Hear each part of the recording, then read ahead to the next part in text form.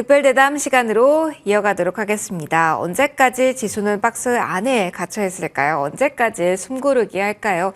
이번 주 이벤트 엔비디아의 실적이 방향 키를 쥐고 있기 때문에 그에 대한 이야기도 깊이 있게 나눠보도록 하죠. 키움증권 한지영 연구위원과 함께하겠습니다. 연구위원님 어서 오십시오. 네, 안녕하십니까. 안녕하세요. 네. 오랜만에 뵙습니다. 네, 거의 뭐 2달 만에 뵙는 것 같습니다. 그러니까요. 네. 그 사이에 쌓인 질문들도 많은데 계속 핵심은 금리 인하 언제 할까요? 반도체 그렇죠. 계속 갈까요? 그렇죠. 맞아요. 거기에 있었던 것 같습니다. 하나씩 시작을 해보도록 하겠습니다. 연준의 셈법 많이 복잡해진 상황이잖아요. 네. 금리에 대한 전망 지금은 어떻게 나오고 있는지 여기서부터 위원님 출발해 볼게요. 네, 뭐 저희 그 시장 참여자 저도 그렇고 대부분 다 이제 연초에 그 1월부터 대략 3월까지 금리 인하를 기대했던 것에 대한 전망이 많이 틀렸죠. 그러니까 연초만 해도 뭐 6K 인하 가능하다. 맞아요. 뭐 2월 달, 3월 달만 하더라도 그래도 뭐 3-4번은 충분히 가능하다라고 했는데 그거 모두 다 시원하게 틀리면서 저희가 4월에 급락장애라는 대가를 치렀고 지금은 또다시 이제 그 제로 베이스에서 출발을 해야 되는 구간으로 보시면 될 것 같아요. 5월 FMC랑 또 저희가 4월 미국의 소비자 물가 나름 잘 넘기면서 이제는 2회 인하가 어느 정도 저희가 현실성 있는 시나리오라고 생각을 하고 있습니다. 그래서 저 같은 경우는 금리 인상 여기서는 뭐 인플레이션이 정말 높게 나오지 않는 이상 이제는 물 건너갔다. 이제는 뭐 현실화될 확률이 되게 희박한 사건으로 보시면 될 것 같고요. 앞으로 언제 얼마나 인하를 하느냐 이게 관건으로 넘어갔다라고 보시면 될 것 같아요. 그리고 전체적으로 그동안의 주식시장 방향성에 많은 영향을 줬던 미국의 시장금리 같은 경우도 저는 4월 달에 미국 10년물 국채금리 기준으로 4.7%대 이때가 고점이었다. 저는 고점을 확인했다라고 보고 있고요. 앞으로 이제 내려가는 일만 남았는데 그 내려가는 속도랑 폭 같은 경우는 저희가 뭐 보수적으로 봤을 때 6월 FOMC까지는 완만하게 진행이 되지 않을까. 이게 지금 매크로 단에서 바라보고 있는 저희 전체적인 시각으로 이해를 해주시면 될 것 같습니다. 그럼 일단 6월 FOMC 전까지는 지금의 지수가 생각을 하고 가정을 하고 움직이고 있는 건 연 2회를 지금 반영한 구간이라고 봐도 무리는 없는 걸까요? 네, 맞습니다. 이제 반영을 시작하고 있는 구간.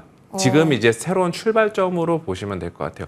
만약에 3회 인하나 4회 인하 혹은 좀 더 연초에 있던 낙관적인 전망대로 6회 인하까지 했으면은 지금 코스피 레벨은 현재보다 더 높게 정고점 돌파한 상태에서 높게 형성이 돼야 되는데 저희가 지금 그거는 바람대로 이루어지지가 않았잖아요. 현재는 그냥 2회 인하부터 다시 출발하는 구간이다. 이렇게 이해하시면 될 것 같습니다. 그러면 당분간 물가지표에 대한 민감도가 한 번 더 높아질 수 있음을 저희가 인지를 해야 될까요? 이번 주에 사실 의사록 발표도 있는데 이것도 또 다른 그런 변수가 될 수 있다라고 생각을 해야 될지요? 저는 개인적으로 이 의사록 자체는 크게 변수가 안 될 거라고 생각하고 있어요. 왜 그러냐면은 네. 저희가 5월 FOMC 끝나고 또 4월 CPI까지를 확인하고 났음에도 불구하고 파월 의장을 제외하고는 소수 인원 제외하고 대부분 위원들이 금리는 아직 뭐 생각 안 하고 있다. 그리고 인플레이션 잡히려면 멀었다. 이러한 식으로 계속 조금 보수적인 행태를 취하고 있다는 것들을 저희가 이미 중간중간 확인을 했거든요. 아마 5월 FOMC 의사록에서도 연준위원들 간의 금리나 시점이나 인플레이션 전망을 둘러싼 의견 불일치가 확인이 될 것 같아요.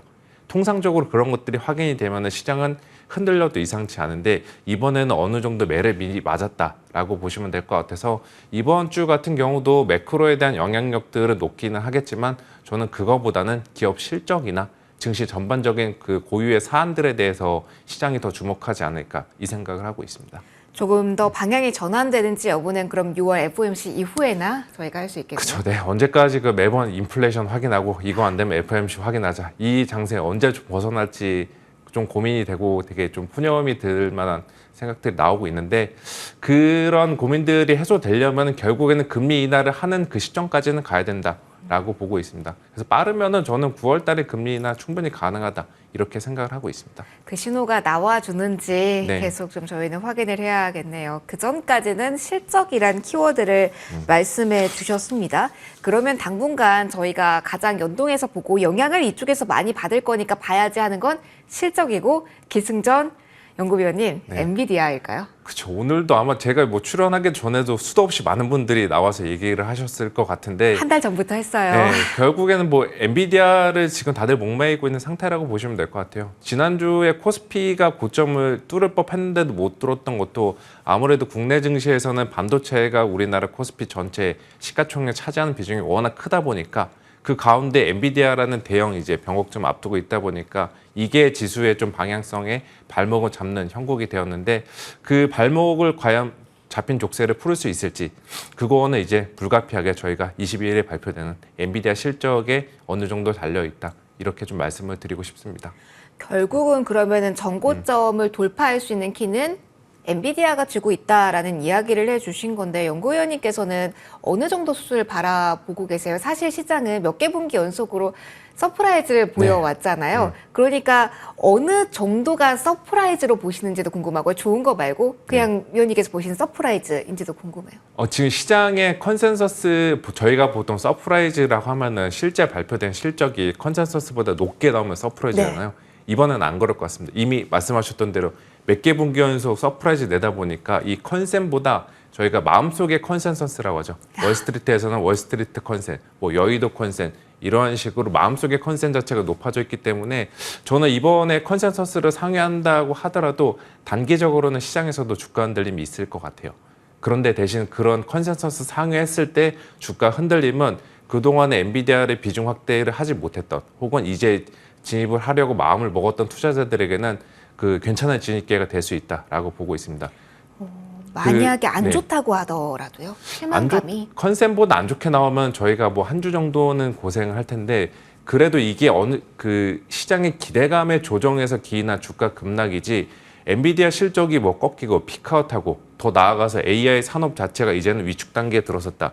이러한 전망들이 확산이 되면은 이거는 판을 다시 짜야 되는 리스크라고 보고 있는데 저는 그 리스크가 현실화되지는 않을 거다라고 보고 있습니다. 이미 저희가 4월 말 5월 초 미국의 주요 고객사들 빅테크주들 이들의 캐펙스 투자 증가를 통해서 AI 산업이 성장이 지속되고 있다는 것들을 저희가 계속 확인을 해왔고 또 우리나라 뭐 수출이나 반도체 수출 데이터 상으로도 지금 수요단에서 그 가격 상승 압력들이 다시 좋아지고 있어요.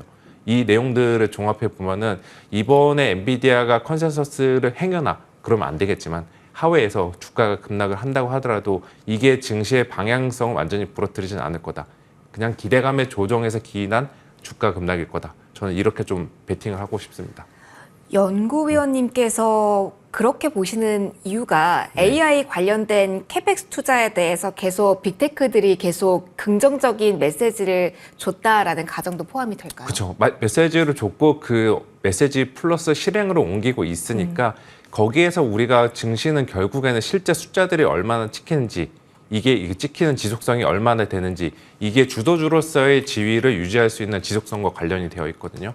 저는 이 요건들은 지금 충족한 상태다라고 보시면 될 것 같습니다. 그럼 이게 궁금합니다. 서프라이즈여도 조정이 나올 수 있고 안 좋다고 했으니까 일시적인 흔들림이 나올 수 있잖아요. 그럼 국내 주식시장에서 계속 하반기로 갈수록 이 AI라는 테마를 본다라고 한다면 가장 기회로 볼 수 있는 데는 어디라고 보실까요? 지금 시점에서는 이제 그 HBM 쪽들이겠죠. 최근에 주가가 이제 정고점 찍었다가 다시 내려오고 있는 이런 구간이고 지금 추가적인 수급도 들어오는 여력들이 제한적인 것들이 확인이 되고 있거든요. 오히려 이렇게 그렇게 엔비디아 주가 급락이 일어났을 경우에는 그런 주식들은 매수할 기회다라고 보시면 될 것 같습니다. 그것도 하나 궁금해요. 그러면 HBM 키워드를 언급해 주셨으니까 이번에 엔비디아가 가이던스 내놓으면서 혹시나 삼성전자에 대한 코멘트 워낙 최근에 단독 뉴스 루머가 많아서요. 관련된 코멘트가 나올 가능성도 열어놔야 될까요? 충분히 열어놓을 필요가 있죠. 그래서 이번에 만약에 HBM 영역에서는 그동안 삼성전자는 조금 멀어져 있었잖아요. 이제는 그 영역으로 들어오고 있다라고 보시면 될 것 같고 이것들을 종합해 봤을 때 상반기에도 주도주는 저는 반도체였다고 생각하고 있거든요. 그때는 이제 SK 하이닉스가 끌고 올라가는 반도체 주도주였다면은 하반기 때는 색깔이 조금 바뀌어서 삼성전자나 SK 하이닉스가 양분해서 끌고 가는 반도체 주도주 장세가 되지 않을까라고 생각하고 있습니다. 연구위원님, 근데 그거를 확인하고 가야 될까요? 아니면 사전 베팅도 가능할까요? 이게 삼성전자가 로드맵으로 제시를 해놓은 시기는 일단 2분기니까 6월이잖아요. 그래서 이때 더 루머가 많이 생성된다라는 말씀도 맞죠. 하시더라고요. 그래서 이런 구간에서는 그 투자 기간을 얼마나 잡느냐에 따라 달려 있지만 기본적으로 봤을 때 현재 시점에서는 그냥 확인하고 사도 늦진 않는다. 저는 이렇게 좀 생각을 하고 있습니다. 결국은 그래도 시간을 길게까지 보시는 걸 보니까 위원님께서는 이 반도체 슈퍼사이클의 힘, 그게 증시의 하반기에 더욱더 강력하게 반영된다라는 네, 시선이신가요? 저는 뭐 그 지금 시점에서 하반기 전망을 좀 증시에 투영을 해봤을 때 네. 적어도 9월, 10월 달까지는 반도체가 끌고 갈 수 있는 장세다라고 생각을 하고 있습니다. 반도체 뭐 AI뿐만이 아니라 기존의 이제 실제 메모리 사이클 같은 경우로 봐도 피크아웃이 되려면은 수출이나 뭐 이익상을 피크아웃이 되려면은 가을은 넘겨봐야지 확인을 할 수가 있어요. 그 전까지는 그 실적 같은 경우는 계속 좋아질 수 있는 이 구간에 있기 때문에 저는 실적이 피크아웃 되면 주가도 꺾인다라고 생각은 하고 있거든요. 근데 아직 그 피크아웃 시점을 둘러싼 그 논란들이 교통정리가 되지 않은 시점이다라고 놓고 봤을 때 저는 여름 기간까지는 그래도 썸머 랠리도 어느 정도 가능하다라고 보고 있어서 현재 시점에서 봤을 때 제가 3분기가 4분기보다 좀 더 좋다 이렇게 좀 말씀을 드릴게요.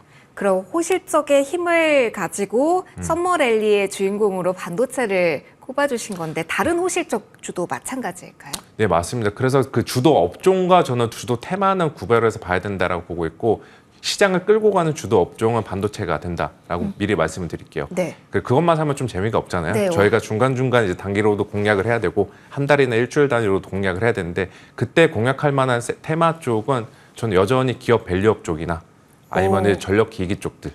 전력기기도요? 네, 혹은 이제 그 9월, 10월 넘어가면 이제 미국의 대선 전국에 들어갔는데 그때 대비해서 신재생 쪽도 저는 관심 깊게 지켜봐도 되지 않을까 이렇게 생각하고 있습니다. 그러면 신재생에 대한 투자를 가격 메리트를 가진 지금부터 해야 된다라고 보시는지 아니면 네. 너무 길게 보면 네. 아까 그건 또 심심하잖아요 라는 이야기를 그렇죠. 해주셔서 뭐 짧게 지금 시점에서 짧게. 9월이면 되게 장기적인 시각일 수도 있겠죠. 네. 그러니까 저희가 여름 기간 이 구간에 5월, 6월 이 구간에서는 저는 밸류업이랑 반도체 이 두 개로만 공략을 해도 어느 정도 그 코스피 대비 혹은 코스닥 대비 높은 성과를 기록할 수 있지 않을까 이렇게 좀 전망을 하고 있습니다. 그러면은 밸류업 이야기도 좀 해볼게요. 외국인과 기관 쪽에서 선호하는 쪽이 밸류업이다. 뭐 지수 뭐 여러 가지 이야기 나오고 있잖아요. 네. 뉴욕발 뉴스도 들리고 그쵸. 있고 지금부터 관심을 더 넣어도 될까요? 이게 완전 새로운 뉴스는 아니라서 그게 그쵸. 궁금하실 것 같아요. 그 저희가 2월 달 3월 초까지만 해도 밸류업 관련된 그냥 밸류 붙으면 주가가 다 올라갔었잖아요. 네. 그러한 장세가 앞으로는 나타나지 않을 것 같고 지금부터는 정말로 그 밸류업을 실제로 실행할 능력과 의지, 돈이 있는 업종들에 한해서만 주가가 프리미엄을 받을 것 같아요. 현금이 그럼 많이 있는 쪽. 그렇죠. 외국인들도 거기에 주목을 하고 있어서 최근에 은행이랑 증권, 은행 포함한 금융주 그리고 자동차주 이쪽으로도 외국인 수급들이 빠져나갈 만하면 다시 들어오고 이런 것도 결국에는 밸류업 프로그램의 수혜를 받을 수 있는 업종들은 거기에 좀 국한이 되지 않을까라는 전망들이 들어가 있다라고 보고 있습니다. 저도 외국인들의 그 시각에 동의를 한다라고 말씀을 드리고 싶고 이거는 그 아시아 전체적으로 투자를 하는 전 세계 펀드 매니저들 대상으로 설문조사를 시행해봐도 3개월 연속 우리나라 기업 밸류업 프로그램에 대한 시각들이 계속 긍정적인 시각들을 유지를 하고 있어요. 오히려 한국 같은 경우는 이제 밸류업 거의 끝났다. 이제 밸류업 이제 모멘텀 소멸됐다라는 인식들이 조금 우위에 있는데 지금 외국인들 시각에서는 그렇지 않다라는 거. 여기에 주목을 해보시면 될 것 같고 올해 우리나라 증시를 움직이는 여전히 수급상의 주포는 외국인이다. 그 주포가 움직이는 데가 반도체 말고도 어디에 있을까라고 찾아보면은 밸류업 쪽에 있다. 그럼 저희들도 밸류업 쪽에는 어느 정도 정찰대라도 보내주는 게 맞다라고 생각을 하고 있는 거죠.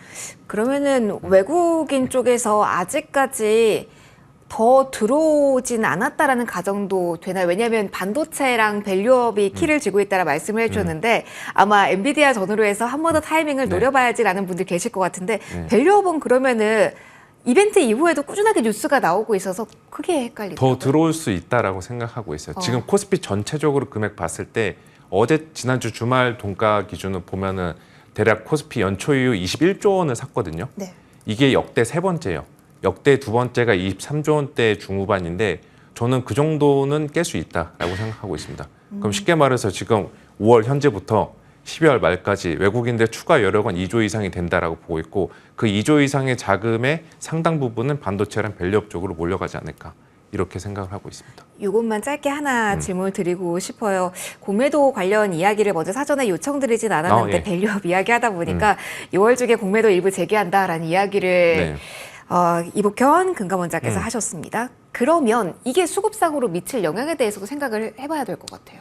공매도 재개하면 이거 굉장히 이제 많이 민감한 질문이긴 한데 네. 저는 그냥 그 정치적인 성향과 이런 것 다 배제하고 말씀드리면은 공매도 재개하면 오히려 더 외국인들 시각에는 우호적으로 우리나라 증시 보지 않을까라고 보고 있습니다. 선물과 삼성전자를 팔면서 흔드는 것도 줄어들 수 있다로 봐도 그쵸. 될까요?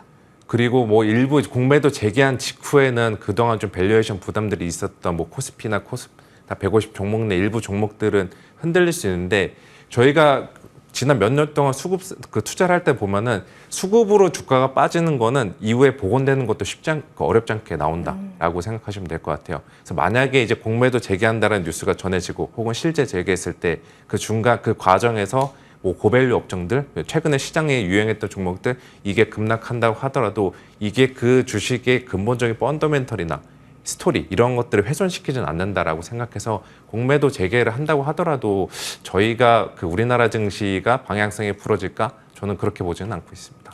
그러면 정리를 하면 연구위원님께서 스토리로 보시는 것은 AI 쪽 하나, 네. 그리고 수급으로 흔들림이 있어도 회복이 가능한 정책적 모멘텀을 가진 저 PBR 이렇게 정리를 하면 될까요? 네, 맞습니다.